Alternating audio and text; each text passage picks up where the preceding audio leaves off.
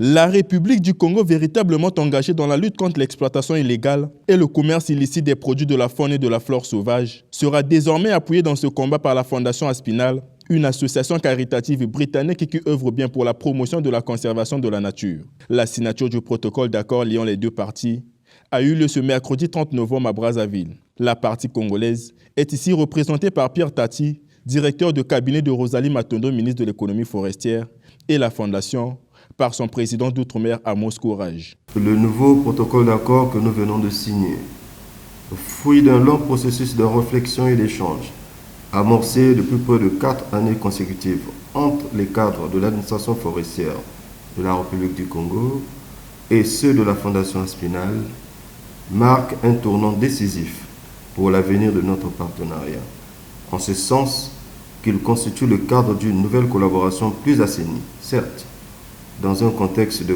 désengagement d'un partenaire non négligeable, en l'occurrence l'ONG américaine WCS. Il permet en outre de combler le vide juridique qui limitait la mise en œuvre des activités sur le terrain.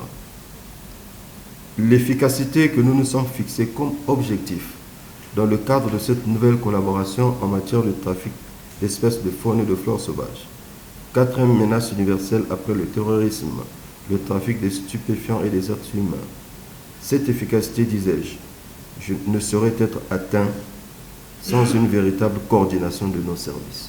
Une coopération rendue possible grâce à la ferme volonté de la ministre de l'économie forestière, visant à matérialiser la volonté du gouvernement de la République, notamment celle de lutter à la racine contre la criminalité liée aux espèces sauvages et le trafic illégal au niveau national. La mise en œuvre du PALF en est bien une illustration de cet engagement. Cet accord de 5 ans, qui vient renforcer les stratégies de lutte des espèces fauniques, permettra à la Fondation Aspinal de tenir compte des aspects techniques et financiers. Le présent protocole d'accord définit, entre autres, les conditions de mise en œuvre des activités relatives à l'appui technique et financier de la Fondation Aspinal à l'application de la loi sur la faune sauvage au profit de l'administration forestière. Et il vise à cet effet l'éradication de l'exploitation illégale et le commerce illicite des produits de la faune et de la flore sauvage menacés d'extinction sur l'ensemble du territoire national.